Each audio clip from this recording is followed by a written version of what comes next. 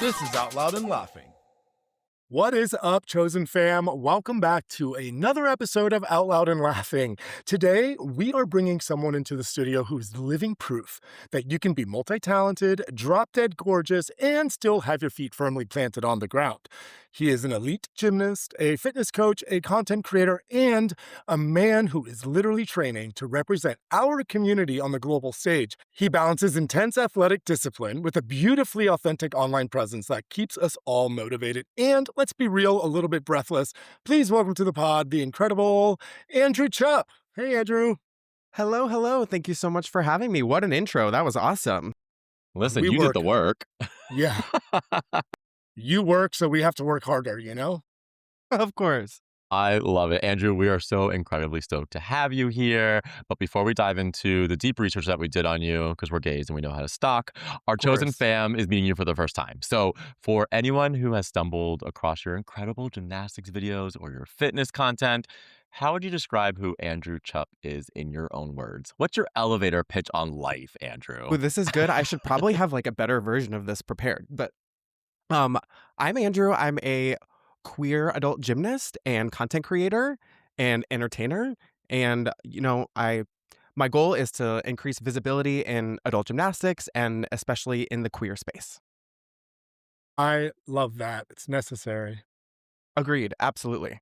And where are you based, Andrew, for our listeners? I'm based in Cedar Rapids, Iowa, kind of right smack dab in the middle of nowhere. But Isn't there a big a theme good park time. there? There's a big theme park in Cedar Rapids, no? not that Grand I'm aware Rapids. of. Grand Oh, Rapids. It's a different rapids. Yep. Yeah, There's a couple of the rapids. I failed geography. It's okay. So did I. we don't rapid. We don't. Yeah, we're not running to any rapids rapidly. So, well, you mentioned gymnastics. We have a lot to dig into, especially later on in this conversation, which I'm really excited to dig into. But you know. It's not just a sport, right? It's this art form that requires you to defy gravity. And for most of us, just getting out of bed without throwing out our back is a win, right? So, what does a typical day look like for you when you're trying to balance the discipline and trying to be an elite athlete and just trying to stay creative and present online? What's a day like for Andrew?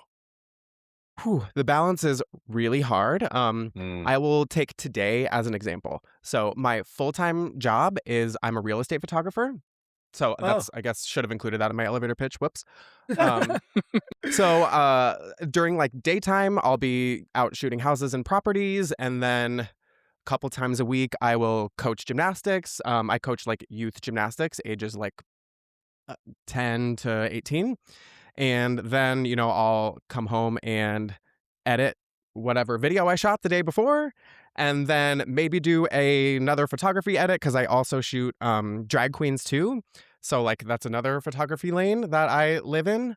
So like it's pretty much sun up to sundown. We are working. What I do like about it is it's like segmented. So like wear Mm. this hat for a couple hours, wear this hat for a couple hours. It keeps things fresh and interesting and not monotonous when I'm working this much.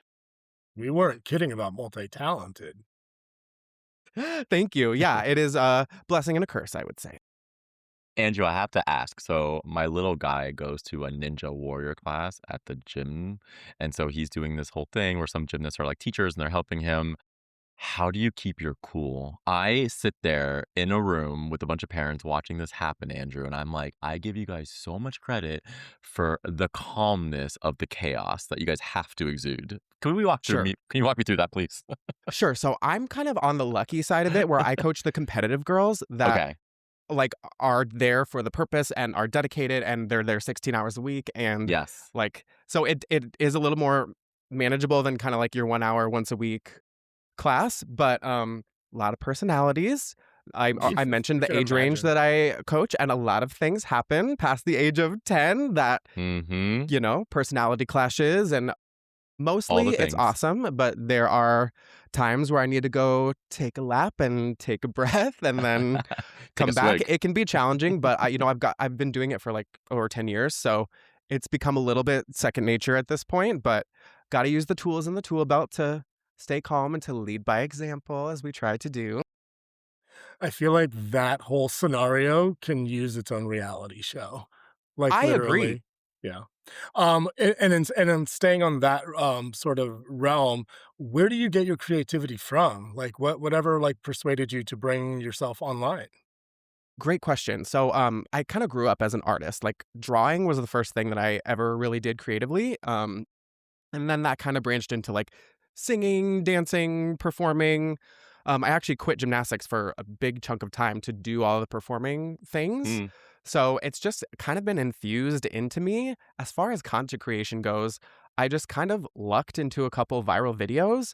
When I started adult gymnastics a couple years ago, it was not like for the internet or for anything like that, but people really resonated with a couple things that I did post.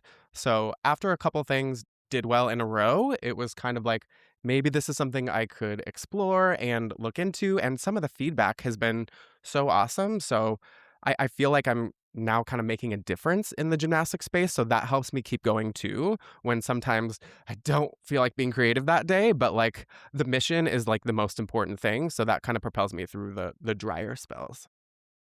I mean, thank you for sharing because when we talk about the mission and how you're helping others, like we also saw your GoFundMe and you're currently fundraising and training Yes, to I compete am. at the Gay Games in Valencia, Yes. Spain. So first of all, congratulations. Thank you. Massive. We all should be supporting you. Like that's amazing. Um, but what does it mean to you personally to kind of step onto the global athletic stage, not just as a gymnast, but openly and proudly like a gay man, right? Like that's a little bit of Yes. pressure, I would think. Yeah, I am so excited. This is the first year that gymnastics has been involved in the gay games, so I wasn't really preparing for it in like a long-term sense. It kind of just happened like a couple months ago. They announced it, so I'm very honored to be a part of like the inaugural gymnastics competition at these games.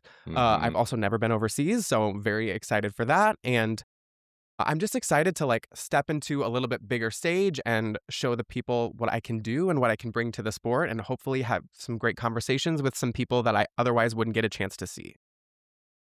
So, yes, but I think for some news listeners, even like John and I, when we were kind of like, I've heard of gay games, but not really. Like, what? Walk us through like the history a little bit. The gay games, Okay, just like so so I'm people pretty new understand to it. it Yeah, too. But it's like all the sports and it's all queer athletes. So like for gymnastics, like queer is the identifier, it is not your gender. So like whatever gender you identify as, we're doing 4 events. A couple of them are taken from the women's side, a couple of them are taken from the men's side, so it's like super even and equal. yeah. And I don't really know how that works in the other sports, but that's how they're doing it for gymnastics, which is what I prefer. I think when we like subcategorize things too much, you Mm. can kind of suck the spirit out of it. So it kind of makes an even playing field, and everyone gets to like be their own version of themselves and not worry about how that's going to affect like do I get a medal or not. So, like, can you help me understand, like, in comparison to maybe something like the Olympics? Is this something that like brings how big of the global talent does this like procure, and how big of an event is this? Can you tell us a little bit more that you've come to know anyway?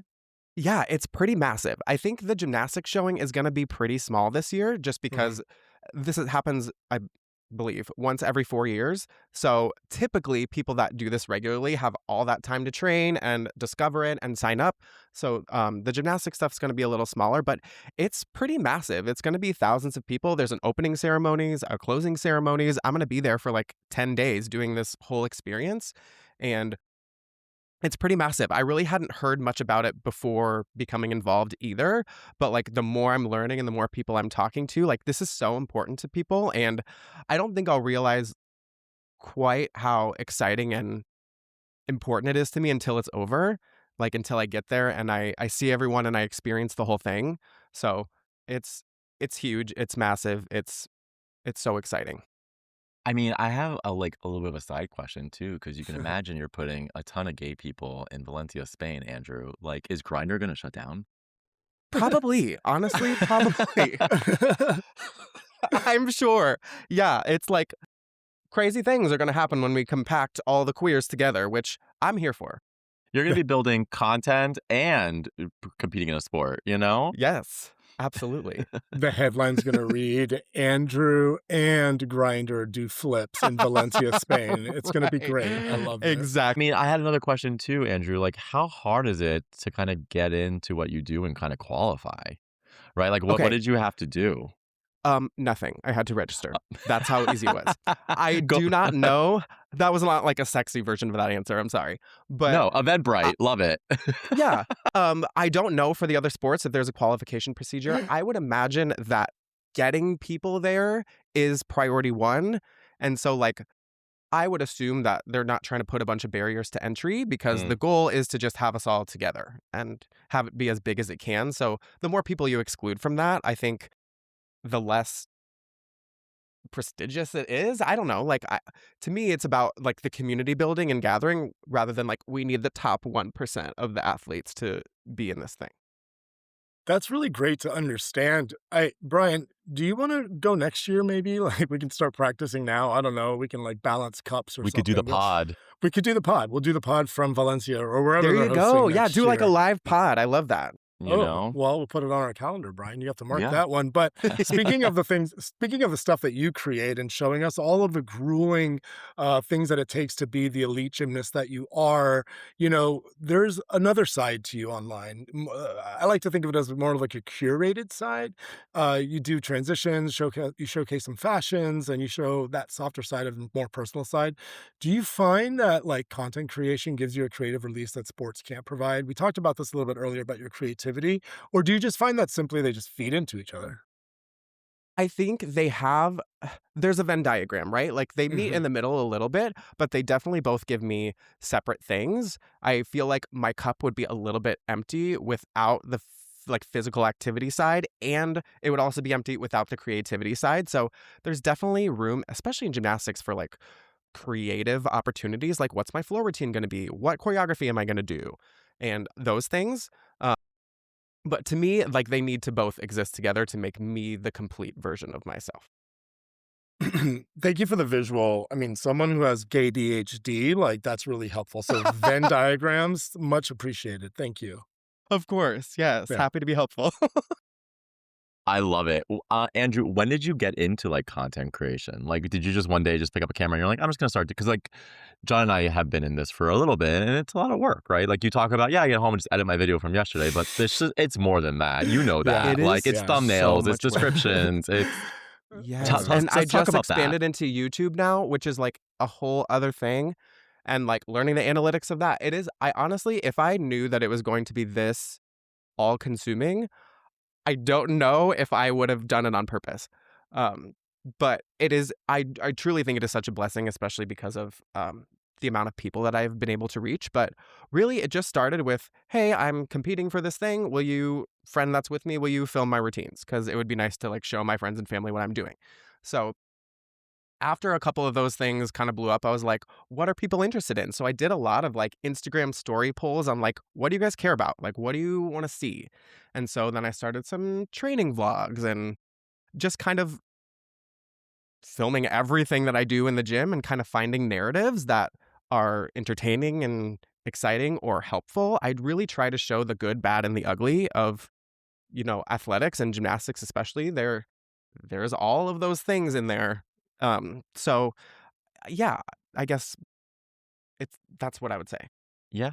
I mean, you have to really love it to do it, Yeah. right? That's what John You and I have do. learned. Yes, Yeah. even though it's exhausting, it is very fulfilling, and there may come a time where the balance tips in the other direction, but right Mhm. now, it is more fulfilling than it is exhausting. Yeah. Agreed. It's true. John and I have a rule. If this stops becoming fun, we stop. Yeah. Yes, absolutely. Life it will is too short. Yeah. Yeah, and it will transcend into the final product. If you're not passionate about your gymnastics, if we're not passionate about meeting people and growing our chosen family, like it just you could feel it on the delivery. And I don't think it's fair to Absolutely. as a content creator. Authenticity is so important to people right Yes. now that absolutely, it will completely show in the product if I'm not truly loving what I'm doing. You're so right.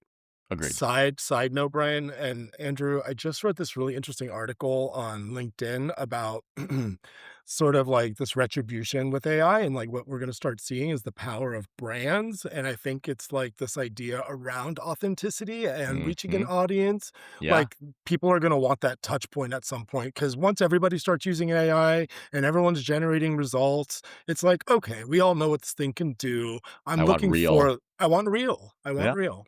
Yeah. Absolutely. I think it is going to become increasingly more important to people. Yeah, and we're just Yeah. sharpening our knives. Right.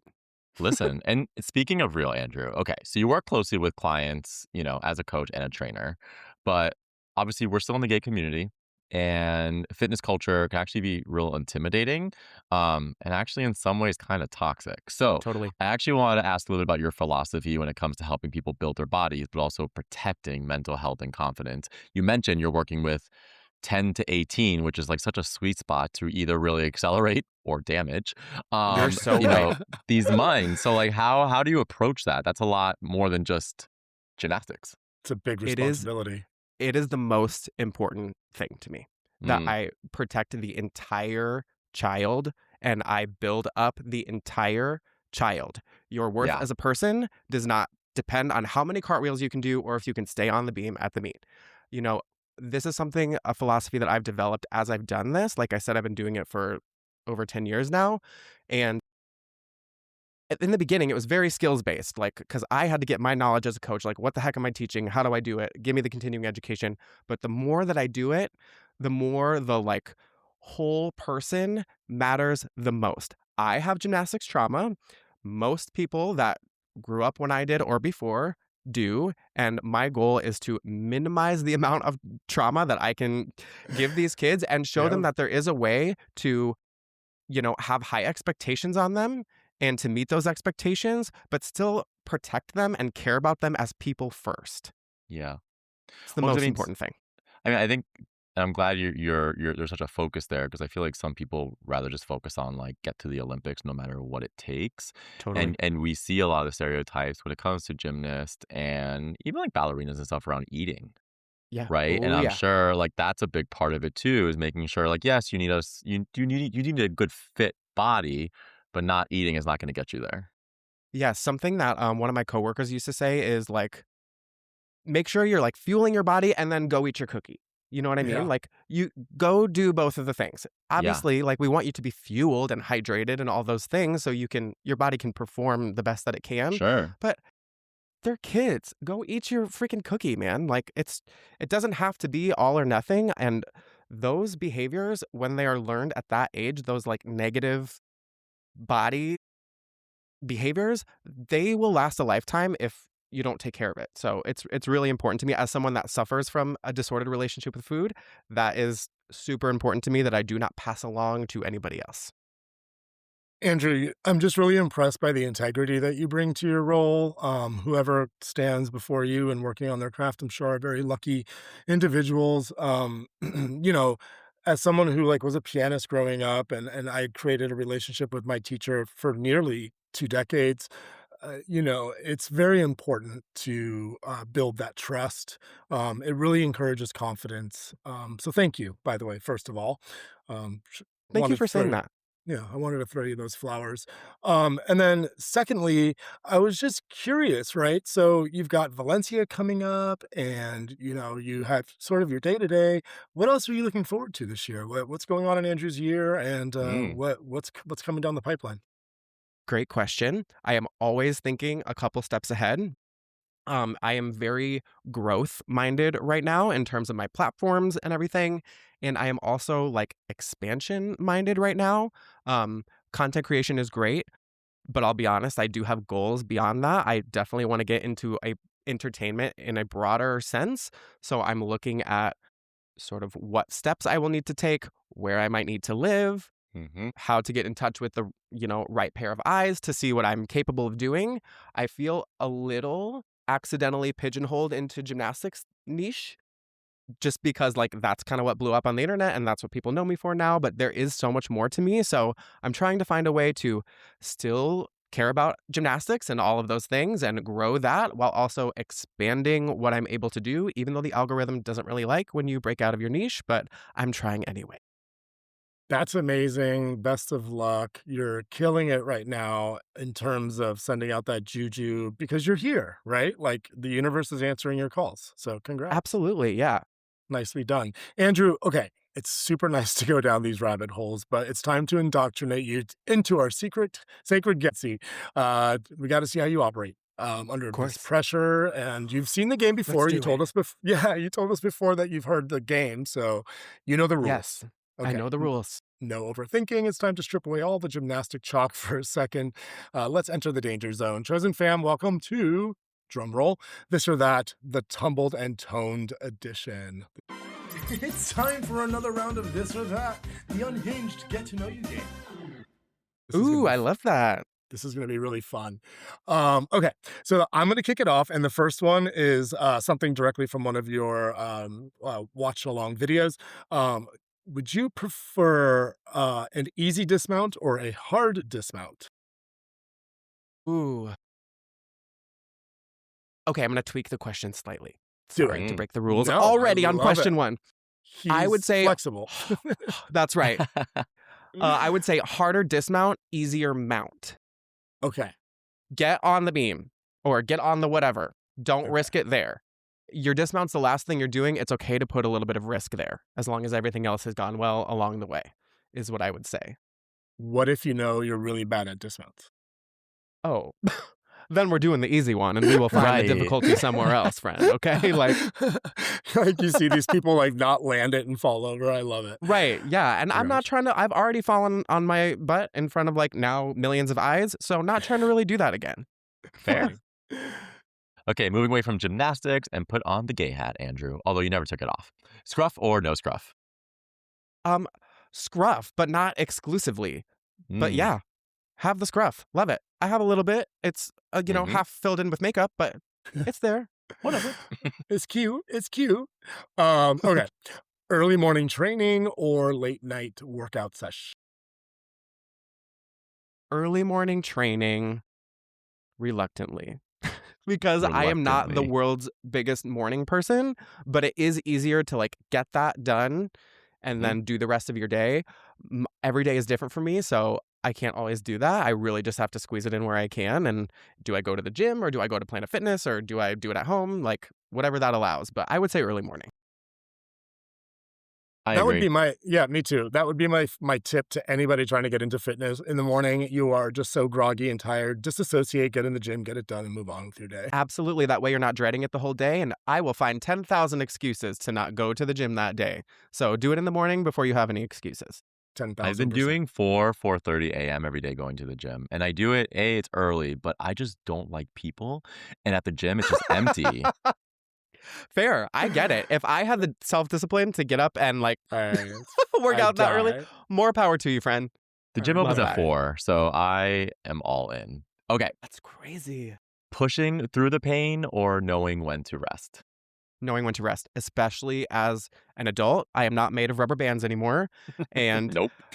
knowing when to rest, absolutely. I've already had a couple injuries in just the couple years that I've been doing this, and listening to my body has become basically priority one. Cut the workout short. If your hip feels weird for whatever reason, be done. You can go practice again later. Don't push through it. Yeah, Love that. me too. Unless you're trying to work your glutes or your pecs, right? Because Of course, there's a exceptions for those, obviously. a Yes. nice ass and a nice chest are always welcomed on a man. My question to you is, which do you prefer? Are you a butt guy or a chest guy? Okay, this is the one I knew I was going to struggle with. Uh, Oh, I'm going to say butt. okay. I'm going to say I appreciate both, but I'm going to say butt. One, because it's nice to look at, feel, and squeeze. Also, to me, it shows that you've like put a lot of work into yourself and you're probably like an active person. And that's intriguing to me. All right. He likes a man that's dedicated. Love That's great right. answer. All right. Then you've heard this question before. Do you prefer a shower or a bath? Shower. Wish I was a bath person. Wish I could just like have that aesthetic and my little glass of wine in my book. But I can't. I'm in there for 5 Mm. minutes and we're done. I really wish I could be a bath person, but shower all the way. I think I'm learning that there are two types of people in the world: people who shower and people who are gross. I mean, it's just that simple.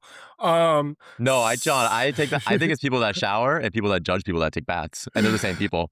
I love that. Yeah, just bucket some everybody tea. into the same one. That is some tea for sure. Okay, let's play some T-ball. Are you ready? This is a great segue.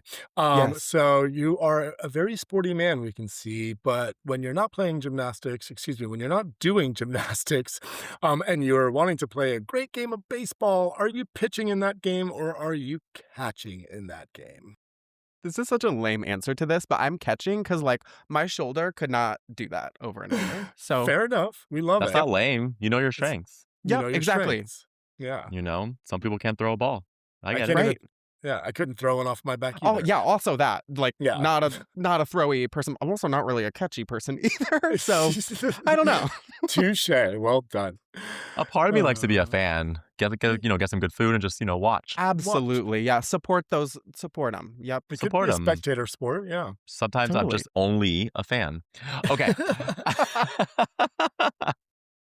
Do you prefer being the coach or being the student?